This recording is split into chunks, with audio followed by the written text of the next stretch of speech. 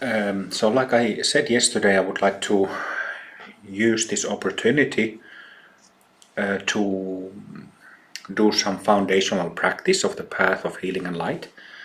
And what I specifically had in mind is mending practice, mending the broken human practice, and then I affirmation.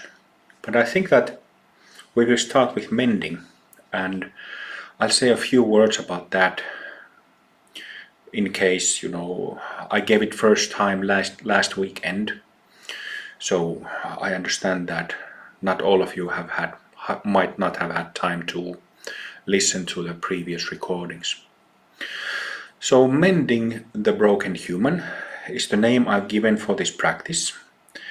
And the principle of the practice is exactly the same as in shamanistic soul retrieval. Soul retrieval, retrieving the soul. So I haven't met, I think I could say that I have pretty extensive knowledge and experience of all kinds of practices of yoga and tantra, but I haven't seen what is done in soul retrieval in yogic or tantric traditions. There are teachers who use the term, Buddhist teachers who use the term soul retrieval, but it is not really what happens in shamanistic soul retrieval. So what happens in I gave it the name Mending the Broken Human. I might change it, but I took a moment to think about what happens in the practice, and I came up with the title Mending the Broken Human. And what is healed, what is mended, is broken bits and pieces of our subtle bodies. How did they get broken?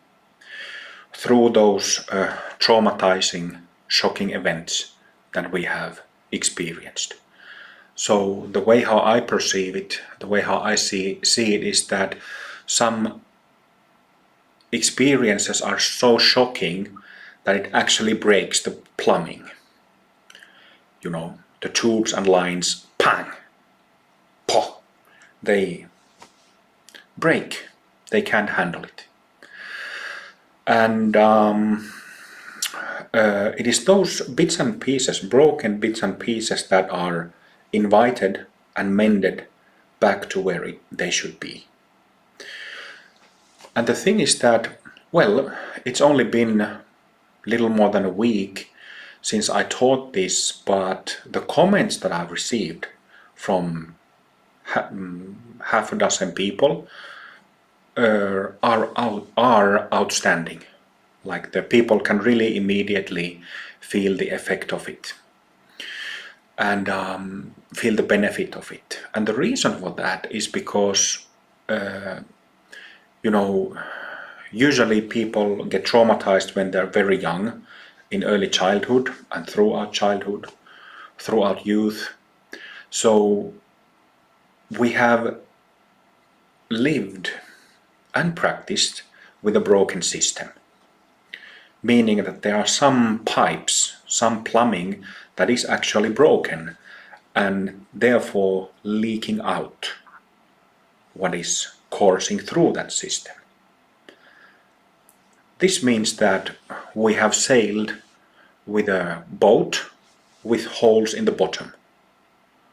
So it's constantly, in the boat it goes the opposite way. It takes the water in, but in the case of the subtle body, it leaks the energy out. And this is very tiring. You might have seen my writings, my casual contemplations about why we get tired, even if we don't really do much during the day. Then why do we still get tired? And I think that this is the main reason. That if we are traumatized, then we have holes in our system that keeps leaking the energy out. and that tires us. In some cases makes us exhausted through just basic daily activities. So it depends on the case how many mending sessions are needed. It might be just one session, it might be 5, it might be 10, it might be 20. It depends, I don't know, but the instruction that I gave last weekend was to do mending practice maybe once a week, and then keep doing it for as long as you feel that it doesn't do anything anymore. Like I said, it might be one session, it might be 2 months of doing it, perhaps once a week, twice a week, or it might be half a year. But I kind of suspect that even in severe cases of fragmentation, brokenness of the subtle body, half a year is probably enough for anybody. So, and the reason why I've gotten these really excited and positive comments from the practice is because when the bits and pieces are put back together, it doesn't leak out anymore. So you don't get tired and you have energy in a way that you didn't before. And this is very significant, isn't it? So you will see yourself through doing these practices how it works. What else? Maybe a few words about rainbow shamans. So this is too rarely discussed in the world of yoga, in the world of tantra, but also masters, mahasiddhas, they have had past lives. Many of them past lives, just like ours, as samsaric beings, confused, suffering, trying to find their way out of this hassle. And then we might have had past lives as mahasiddhas, as masters. And as you know, in Amrita Mandala we work very closely with like a family of mahasiddhas from Buddhist tradition, from Hindu tradition, from Taoist tradition, with Jesus, with Maranatha, and so on. And 4 years ago, I suddenly had a vision. I don't remember if it happened during a retreat or if it was just my own practice at home, but I suddenly saw Guru Rinpoche in front of me wearing a colorful Native American headdress, like a medicine men and members of Native American tribes use. So, boom, suddenly his face was there, and he looked like Guru Rinpoche, his face like Guru Rinpoche's, like we are used to seeing him, but he was wearing this beautiful, gorgeous, really, this headdress. And I watched him like, whoa, what kind of, well, I knew what kind of hat that was, but I was kind of, okay, you're wearing a Native American headdress now. And kind of just looking at him, okay, you're wearing that kind of thing now. And at the same moment I understood that he was appearing to me in his past life form as a shaman. Shaman is there's like shaman, the term, and shamanism, it's a wide range of things. This is my understanding, that there's a wide range of things that are called shamanism and shamans when it shouldn't be used, either of those terms. But at the same time, it is my understanding that those two terms are kind of becoming universally used. And I have personally like a history with shamanism of about 25 years since I started reading books and such. On top of there having been shamans and healers in my ancestors from Karelia that now belongs to Russia. Anyway, so that was 4 years ago. I had this vision of Guru Rinpoche as a shaman, and then things have developed from there. And there might be other teachings that I will give that I have learned from Guru Rinpoche's past life, who was a rainbow shaman. I use the term rainbow shaman because these are masters who attained light body or rainbow body. Right? So Guru Rinpoche's past life as a rainbow shaman was called Karwapo. His name was Karwapo, and he lived a long time ago, thousands of years ago, in South America. And then there are two other previous reincarnations of Tirumular and Agastya. Tirumular's previous life as a rainbow shaman was called Shivaji. Shiva, like the Hindu god, but just Shivaji.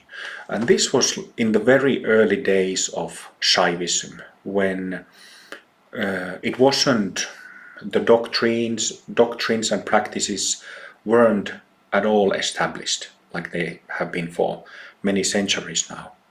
But from the early days of Shaivism, and I wouldn't call it Shaiva Tantra, but perhaps like Shaiva Shamanism. There might be a better technical term for it, but kind of like during that transition period from shamanistic practices to tantric practices, during that era of that shift.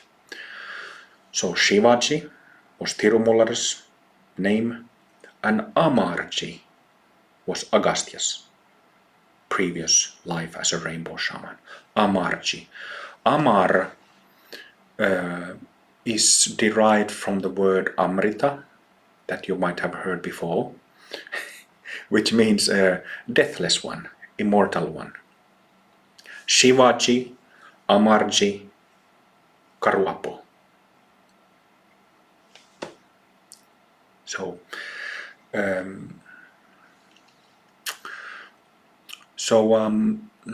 like I said, I might give other teachings that I've received from them, but this mending practice that we're about to do, which is really simple, really, you just practice Guru Yoga with any of the three, and then you make a special request for fixing your subtle body, like you will learn in a minute.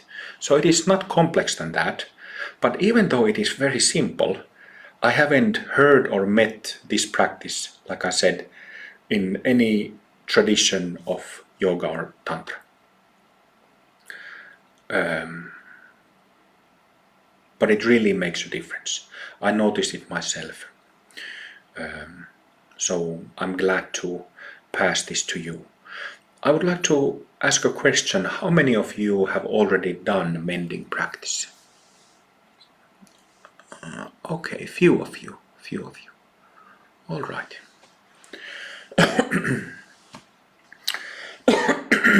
So let's get on with it. Let's take a few moments to align the body,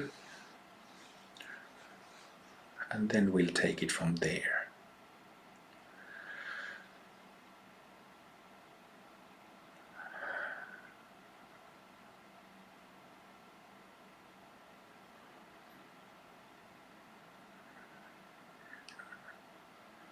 Simply feel the body, just instantly, suddenly feeling the whole body.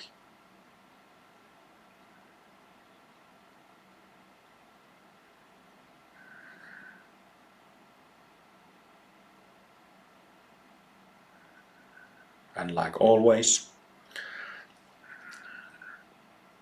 generating bodhicitta, by simply expressing the fact that we are here working on ourselves, healing ourselves from trauma, releasing dualistic self-based notions in order to reveal our original state, original pure condition, for the benefit of all life, all beings around us.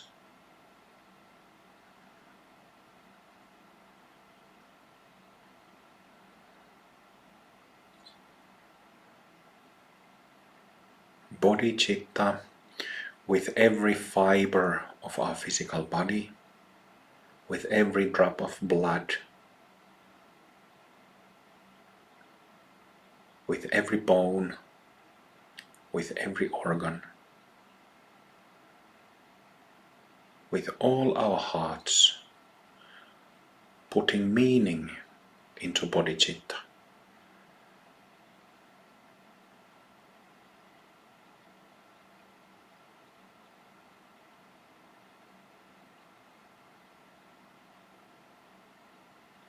And when we do that, there is shift in our energy. Shift happens in the subtle body where what we are aware of shifts from the karmic samsaric condition to its pure condition.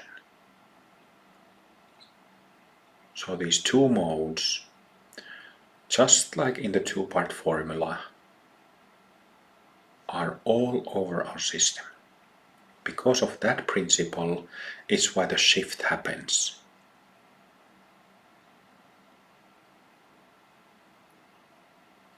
From ignorant to wise, from stuffy and dirty to completely pure and fresh.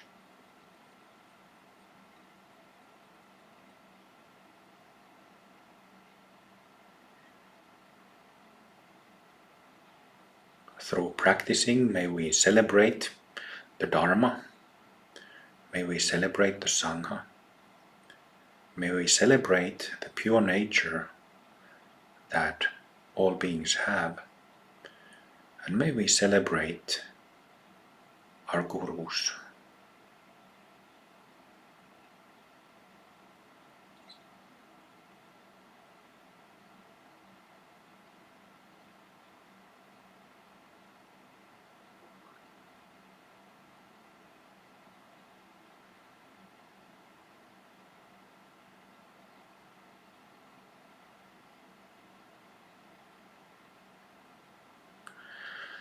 There are actually two basic versions of mending practice, where the first one is practicing with the support of bodhicitta.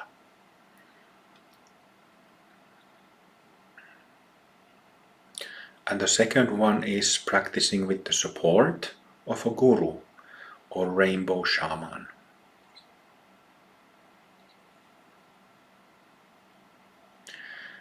With complete sincerity and love, with real love that I feel towards my guru, I want to invite the blessings of Tirumularji. Tirumular, the great Shiva master, or who is known worldwide as a Shiva master. Om Tirumular, I bow to you and I prostrate at your feet with total love, total dedication, totally offering myself. If you're not comfortable with those exact words that I say, maybe you feel a bit less devotion, dedication, that is perfectly fine. It is only through time and first-hand contact that we grow into full devotion and full dedication. Cannot and shouldn't be hurried.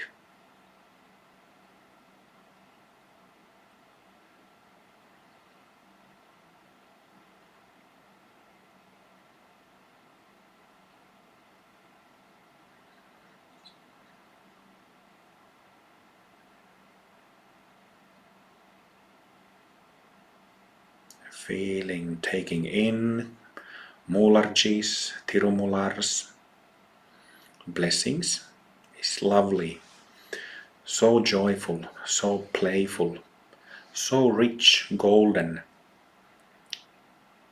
rich like gold is rich, like has this rich flavor, rich golden yellow flavor, taking that in.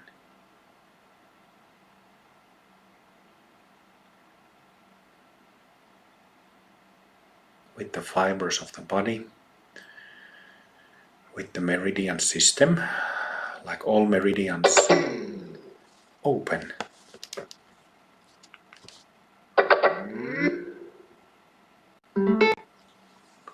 Open and receptive,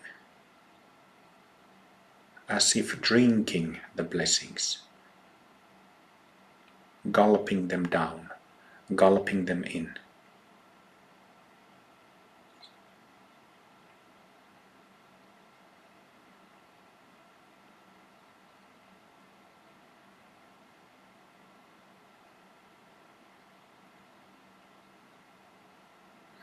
And then, with as much love, with as much sincerity, total sincerity, here I am, knowing that I'm in trouble, knowing that I'm in pain of traumatization, knowing that I'm hurt.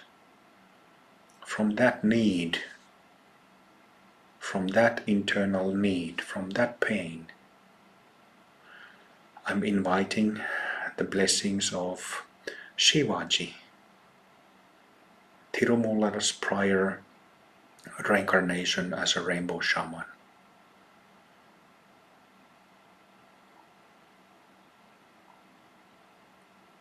Shivaji, Shivaji, Shivaji, Shivaji, Shivaji, Shivaji.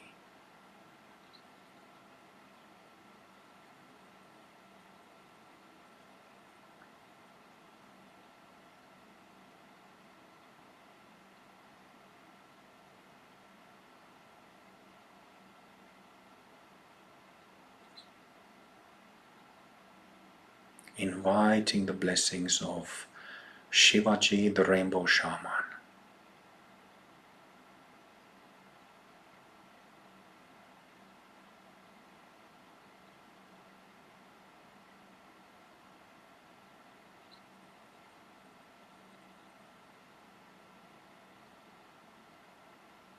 Namo Shivaji, Om Amrita Shivaji Namaha.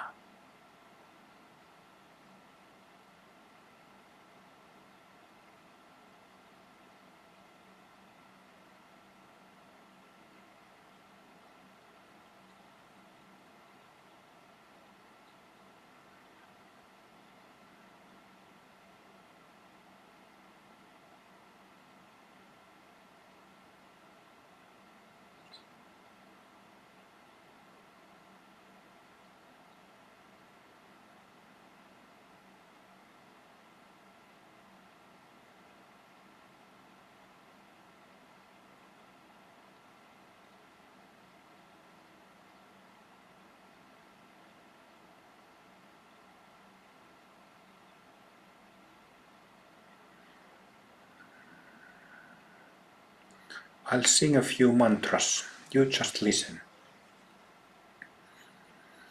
Om Amrita Shivaji Namaha. Om Amrita Shivaji Namaha. Om Amrita Shivaji Namaha. Om Amrita Shivaji Namaha. Om Amrita Shivaji Namaha. Om Amrita Shivaji Namaha. Om Amrita Shivaji Namaha. Om Amrita Shivaji Namaha.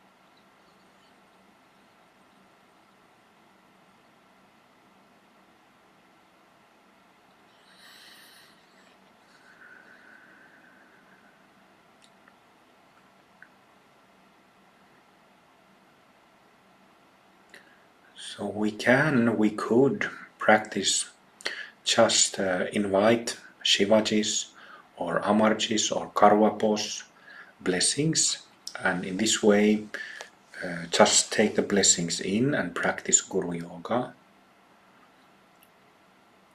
But now that we have spent few minutes tuning in, let's continue to mending part, mending our broken bits. And it happens through a simple prayer.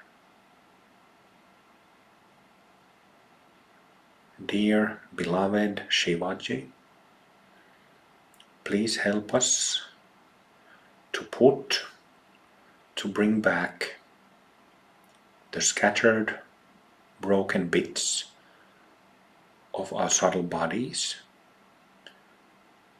back into where they should be.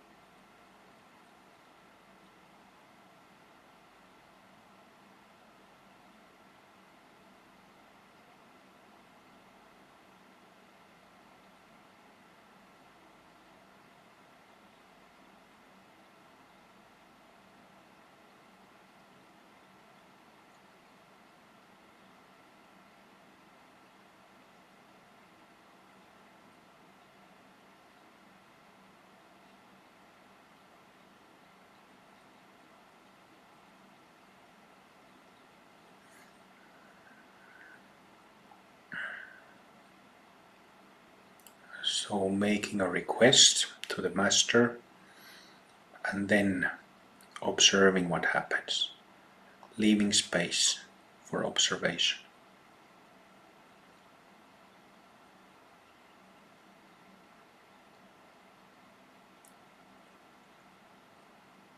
The request can be made once, twice, 3 times, as many times as you feel like in one session.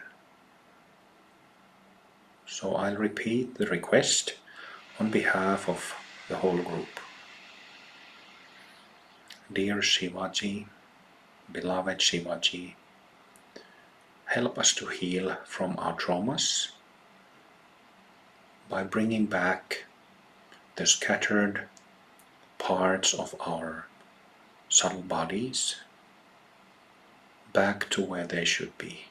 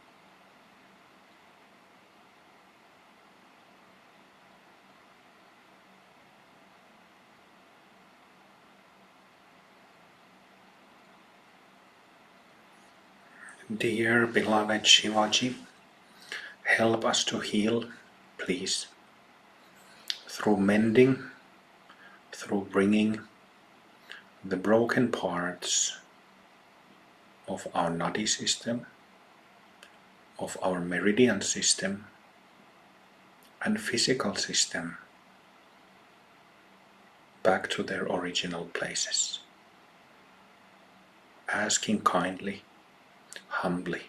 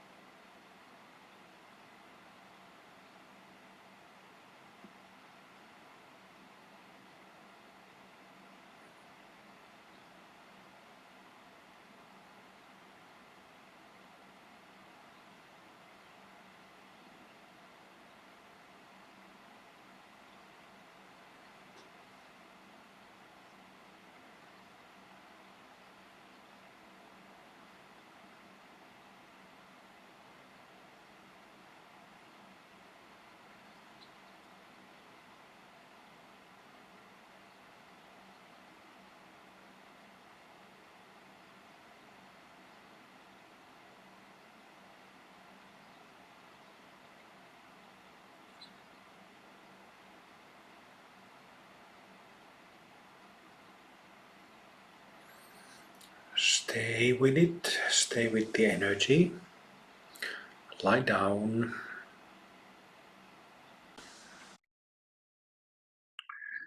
Let's continue sitting. Just silent sitting, in tune with the ripples, with the remaining presence and charge from Shivaji.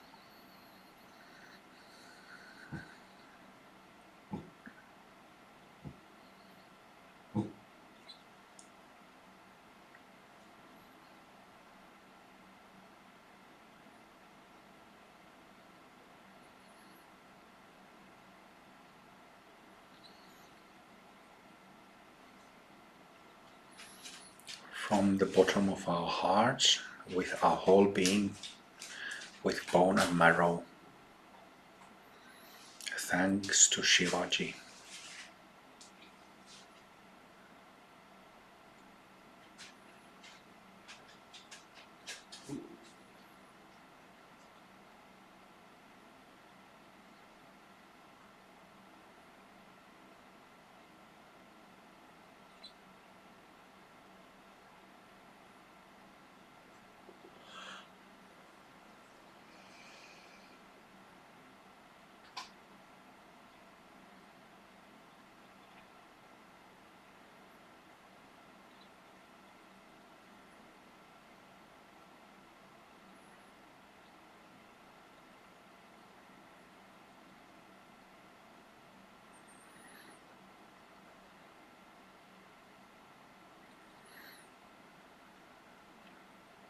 We have a little bit of time left, so about 10 minutes. So I would like to use this period for briefly inviting the blessings of the other two rainbow shamans. So again, with love, with total openness, I would like to invite the blessings of Agastya's previous rebirth as rainbow shaman Amarji. Amarji. Beloved Amarji, bless us as individuals and together as a group.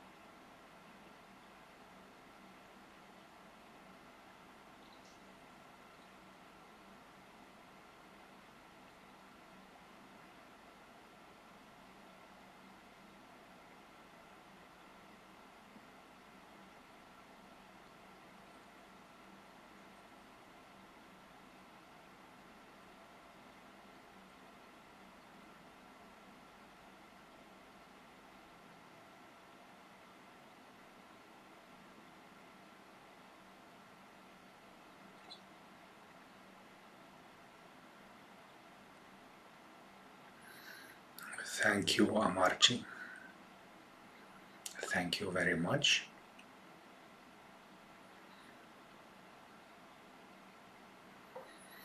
And then inviting the blessings of Guru Padmasambhava's previous life as Karwapo, the rainbow shaman. So, dear beloved Karwapo, shower us with your blessings. Karwapo, Karwapo.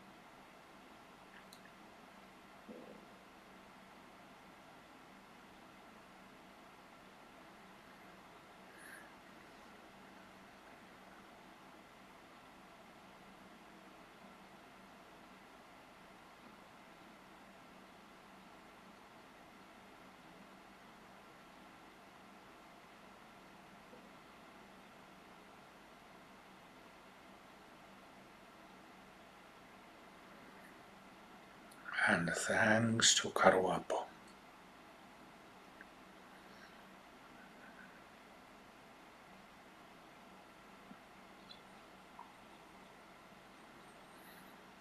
Thanks to all three rainbow shamans, Shivaji, Amarji and Karuapo, as well as their more famous later reincarnations as Tirumular, Agastya and Padmasambhava.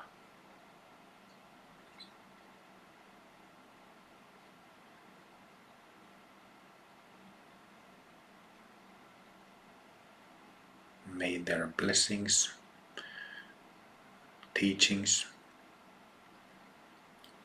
and transmissions help us to heal and help us to become free of our delusions for the sake of all beings.